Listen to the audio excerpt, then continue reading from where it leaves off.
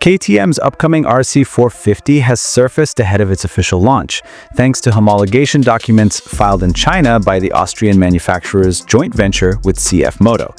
The images show what appears to be a near-production model, complete with KTM's signature orange livery and RC450 graphics. Beneath the fairings, the bike is built on the same foundation as the CF Moto 450 SRS. It uses the familiar 449cc parallel to an engine with a 270-degree crankshaft, identical to the unit powering the SR. The trellis frame is also shared, while the single-sided swing arm carries over from the SRS model.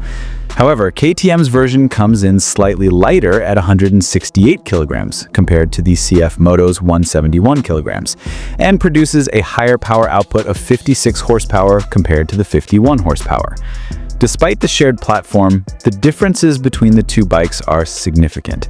KTM equips the RC450 with WP suspension instead of KYB, adds clip-on handlebars positioned below the top triple clamp, and includes a dedicated steering damper, all features aimed at delivering a more aggressive, track-focused ride. The foot peg placement and overall ergonomics have also been revised for a more committed riding posture. Visually, the RC450 follows KTM's sharp and angular design language, featuring winglets, distinctive bodywork, and a notably tall passenger seat.